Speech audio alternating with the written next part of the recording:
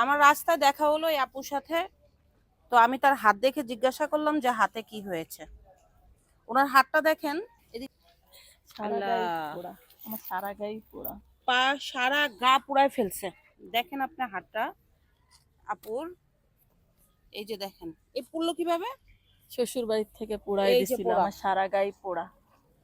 আমার এই জামাইতে যে আমার পোড়া। কেরাসিন তেল দিয়ে আগুন ধরাই দিছিল। চিকিৎসা করেন নাই? করেছি চিকিৎসা, টাকা পয়সার জন্য আব্বা মা পাইরে উঠিনি, আর এখনো পারে না। ডাক্তারের কাছে গেছিলাম। শুধু হাত পা না পাও পুড়ছে? না না, এই মাজার থেকে গলা পর্যন্ত সম্পূর্ণ পোড়া। এই যে দেখেন আল্লাহ, তার আমার সারা শরীর, গায়ে পোড়া। তার পুরা গা পোড়া। হাতটা আরো বেশি কষ্টের দেখেন।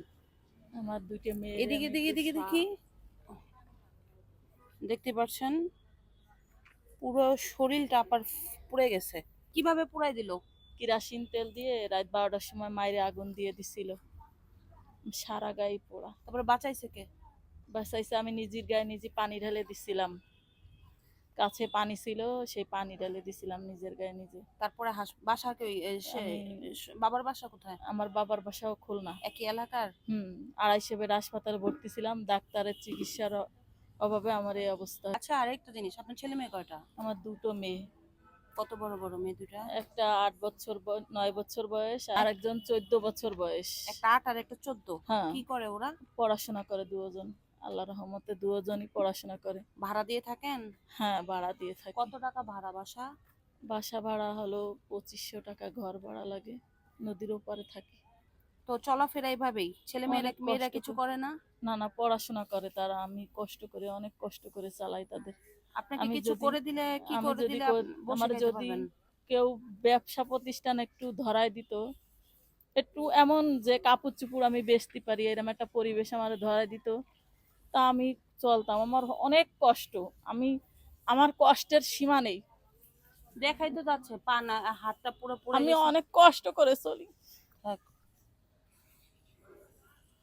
আমি চাই আমার মেয়েদের আমি যেন মানুষের মতো মানুষ করতে পারি, আমি আশা। আমি অনেক কষ্ট করেছি, আর এখনো অনেক কষ্ট করি। আচ্ছা, আপনারা সিদ্ধান্ত নেন তো এই আপুটাকে কি করে দেওয়া যায়, ছোটখাটো ব্যবসা। আপনাকে যদি ঢাকায় কাপড় টাপড় কিনে দিই, আপনি ব্যবসা করে খেতে পারবেন তো? আমি, হ্যাঁ পারবো। আমি গ্রামে চলে যেতে চাই। গ্রামে আমি যেতে চান? গ্রামে চলে যেতে চাই। আমার দুইটা মেয়ে, বড় মেয়ে মাদ্রাসায় পড়ে, ছোট মেয়ে স্কুলে পড়ে। আমার মেয়ে দুইটা নিয়ে আমি ধারে রাখতে চাই, দুইটা নিয়ে আমি চলে যেতে চাই। আমি এই জায়গায় থাকতে চাই না, আমি ঢাকা শহরে আর থাকতে চাই না। সময় ঘর বসে আছে তো? আমার ঘর আছে, মানে আমি পরের জায়গায় একটু ঘর বেঁধে থাকি। মানে আমার গ্রামে গেলে আপনি কিছু করে করে খেলে খাতে আপনি পারবো। থাকতে হ্যাঁ, পারবেন। আমি একটা দোকানপাট নিয়ে একটু কাপড় চোপড় কিনে ব্যবসা করে খাতে পারবো।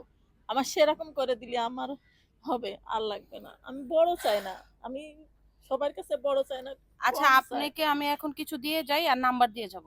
আপনি আমার নাম্বারে কালকে ফোন দিবেন।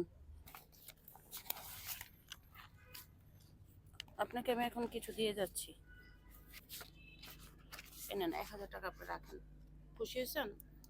আমি খুশি, আমার, আমি না দিলেও আমি খুশি। তো যাই হোক, আমি দেখেছি আপুটাকে, খুব কষ্ট লাগলো। আমি এখন সামর্থ্য অনুযায়ী তাকে 1000 টাকা দিলাম। আপনি এটা দিয়ে বাসায় কিছু নিয়ে যান আজকে। হ্যাঁ, আর আপনাকে ভেবে আপনি সিদ্ধান্ত নেন। আমি ছোটখাটো কাপড়ের দোকান বা একটা সেলাই মেশিন কিনে দিলে আপনি বসে যদি খেতে পারেন, আমি আপনার গ্রামে যাই ওই ব্যবস্থা করে দিব। ঠিক আছে? ঠিক আছে। আর উনি মেয়ে নিয়ে থাকে ঢাকা শহরে, ওনার হাজবেন্ড ওনাকে পুরাই দিছে। কি মর্মান্তিক! শ্বশুর শাশুড়ি কিছু দেয় নাই আপনাকে?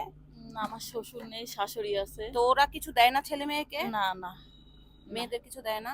না, মেয়েদের কিছু দেয় না? মেয়েরা বাবা, গ্রামে থাকে, এই জায়গা কেউ থাকে না, আমি একা থাকি। বাবা পুরাই দিছে, মানে মেয়েদের বাবা পুরাই দিছে ওনার হাজবেন্ড।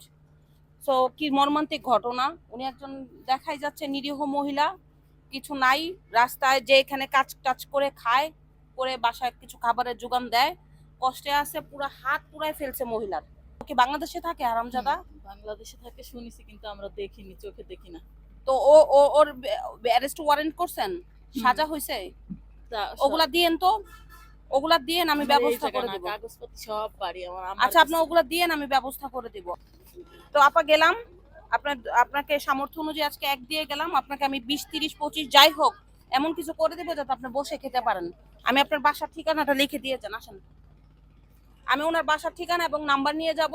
আপনারা থাকবেন, এটা দিয়ে আমি ওনার বাসায় যে দেখে পরিবেশ দেখে ওনাকে যদি দেখি সবকিছু ঠিক আছে, তাহলে ওনাকে আমি গ্রামে একটা ব্যবস্থা করে দেবো ইনশাল্লাহ। আসেন।